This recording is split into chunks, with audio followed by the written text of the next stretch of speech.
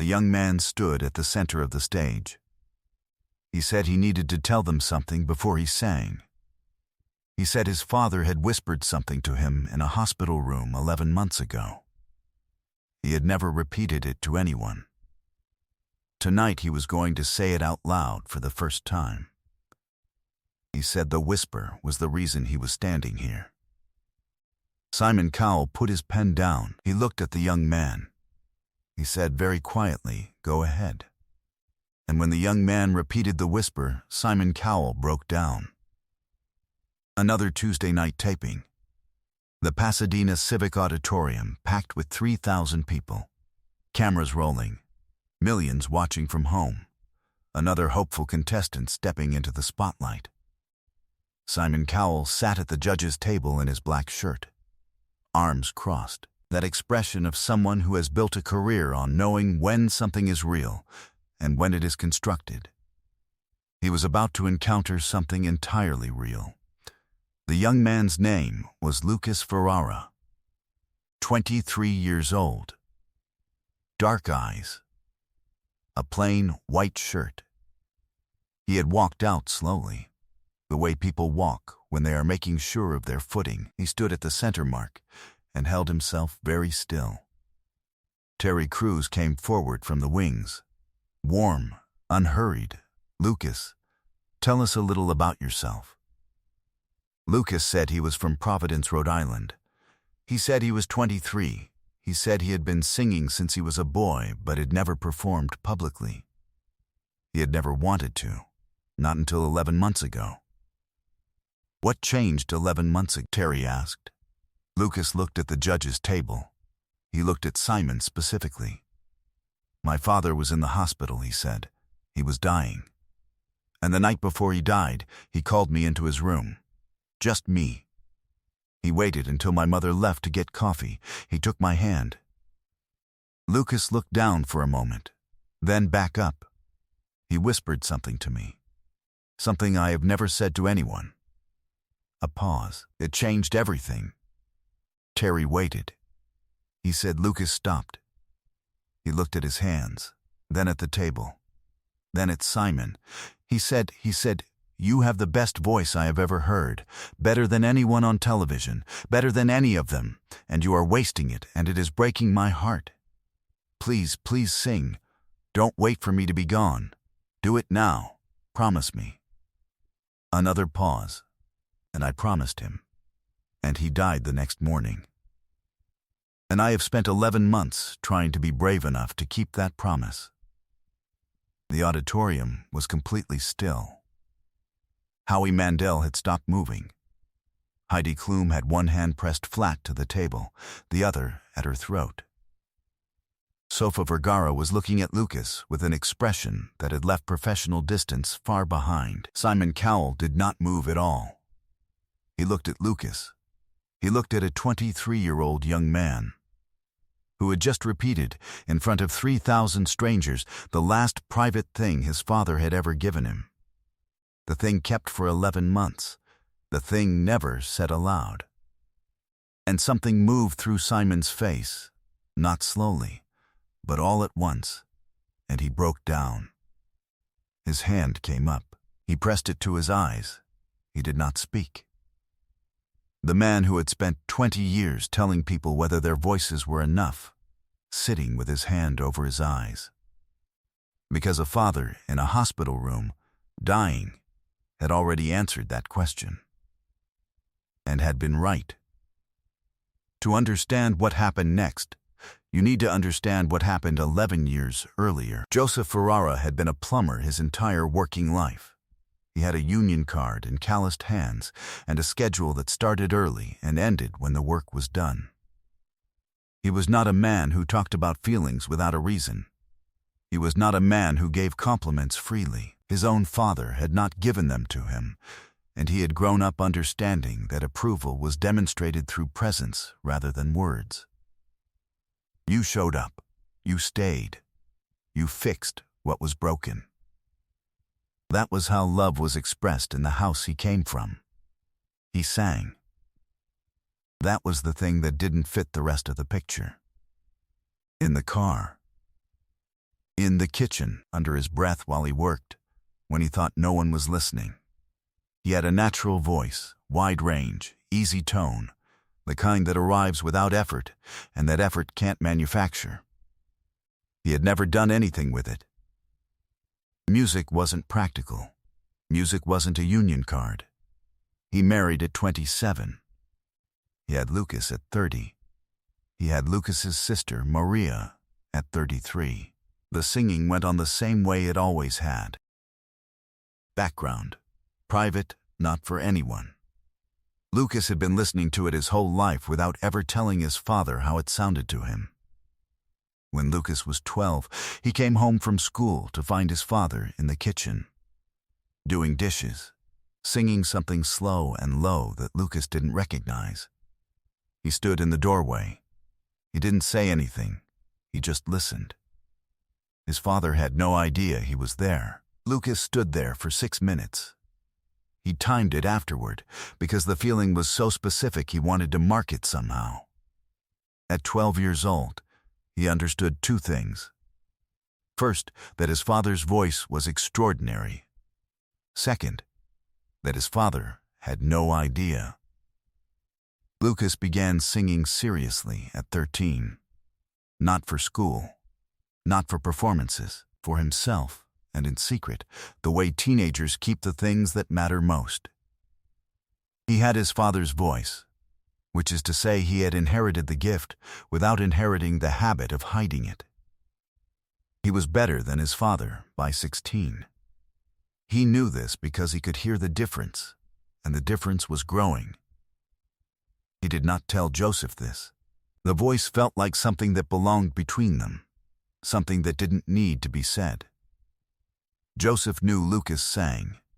He heard it through bedroom walls, through closed doors, from the yard on summer evenings when Lucas had his window open. He never said anything directly. He would knock on the door sometimes, after, and ask if Lucas wanted dinner. That was how he said it. That was as close as he got. Lucas was 21 when he got a call back from a regional theater production. A small thing. A stepping stone, the director told him. He turned it down. He told himself it wasn't the right moment. He told himself he needed more time. He turned down 2 more things in the next year. He told himself the same things. He understood, somewhere he wasn't looking directly, that he was afraid. Not of failing, of succeeding.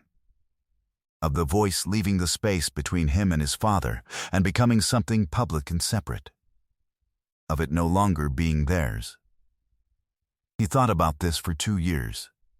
He thought about it on the drive to the hospital every evening, in the left lane of the highway with the radio off. He thought about what it would cost to sing in public, and what it was already costing him not to. He did not come to a conclusion.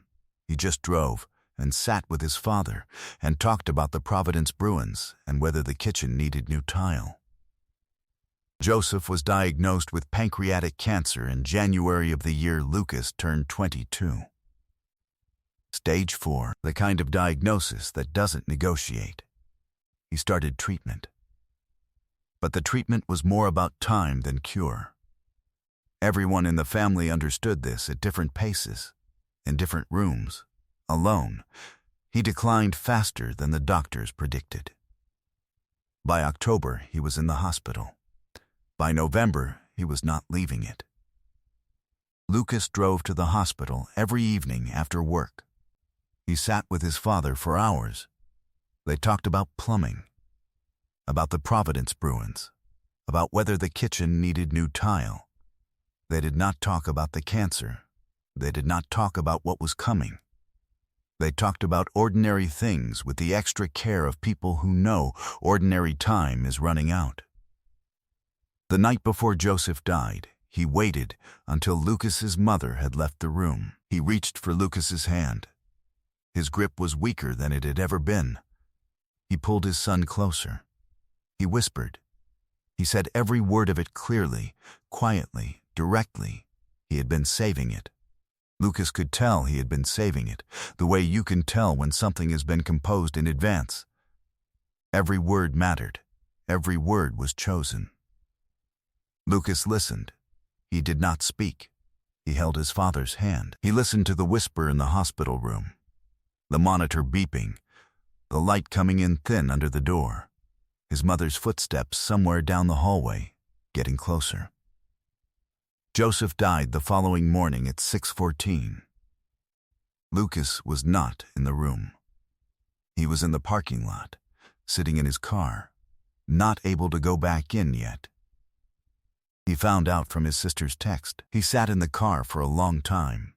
The engine was off. The windows fogged slightly from the cold. He took a parking receipt from the cup holder and wrote the whisper down on the back. Every word. Exactly as Joseph had said it, he needed it written. He was afraid of what grief does to the things you most need to hold on to, how it blurs them, shifts them, makes the edges uncertain. He needed this one to stay exact. He needed to be able to look at it and know it was exactly as his father had said it, word for word, in that order, with that weight. He folded the receipt. He put it in his jacket pocket. He has carried it in a jacket pocket ever since. He thought about the whisper.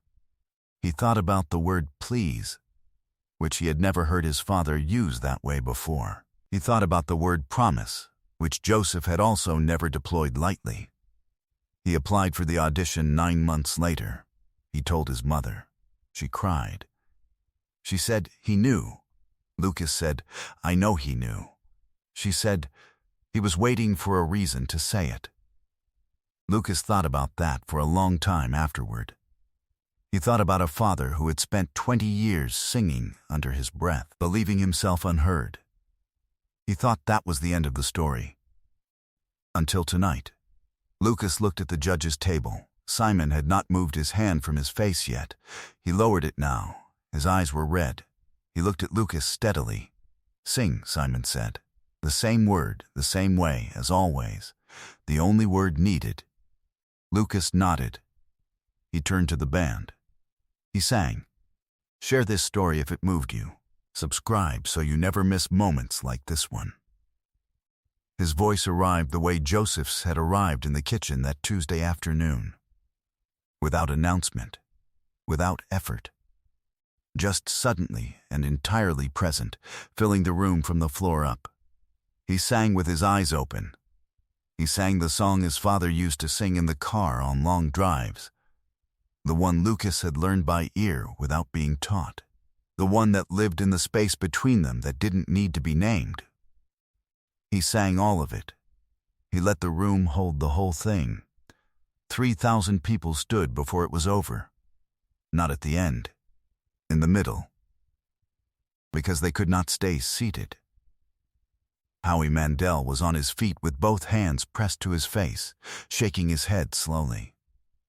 Heidi Klum stood with her arms wrapped around herself. Sofa Vergara was standing with one hand raised. Just raised. Toward the stage, as if she could give something back to him from where she sat. Simon Cowell pressed the golden buzzer. He pressed it the way you do a thing when there is no longer any question. No deliberation. Just the closing of a distance that should not have existed. The confetti came down gold and silver over Lucas Ferrara, 23 years old. Providence, Rhode Island. He stood in it and looked up. He let himself look up. After a while, he reached into his jacket pocket and took out a small folded piece of paper. He held it without opening it. He had written the whisper down. He had written it down 11 months ago, the same night, in the parking lot on the back of a parking receipt. So, he wouldn't lose it, so it would stay exactly as his father had said it. No version, no paraphrase, the actual words. He held the paper and looked at it and did not open it. He knew what it said. Backstage, Simon found him alone for a moment. He sat beside him. He looked at the paper in Lucas's hand. Did he ever hear you? Simon asked. Your father. Did he ever really hear you sing? Lucas was quiet for a moment. Then he heard me through the walls for 10 years. He just never told me. He looked at the paper. Until the end. Simon nodded. He was quiet too. He heard you, Simon said finally. The whole time. That's why he saved it. Some things are whispered because that is the only volume that can hold them.